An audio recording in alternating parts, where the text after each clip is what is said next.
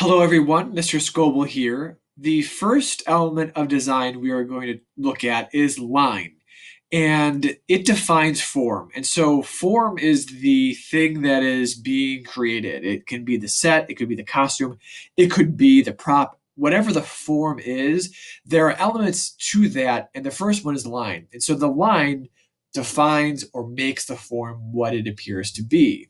So, the rover example here that we have shows a couple examples of what lines can have.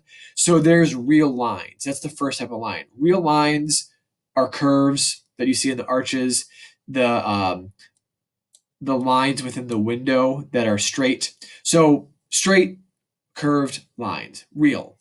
The second type of line is what's called a linear line. There are patterns or parallelograms that are formed because of the lines. So things like the parallel lines that appear within the silk fabric in the back here, or the parallel lines that appear in this part of the set. Those are linear lines. Then there's third is like a negative line, a line that appears because of a space between two other forms.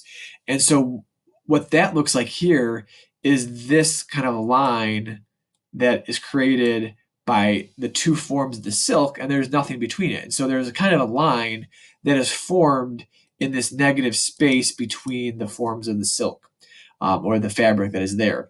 So this is one way to look at line.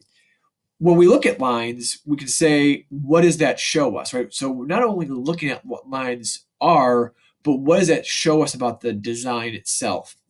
Here, the rover, lines suggest a dreamlike quality, right? The negative space, the curved lines, the parallel lines, all kind of interacting with other things suggest a dreamlike quality. So that is one way to not only go, oh, I see lines, what does that say? So in the next slide, look at what lines are communicating.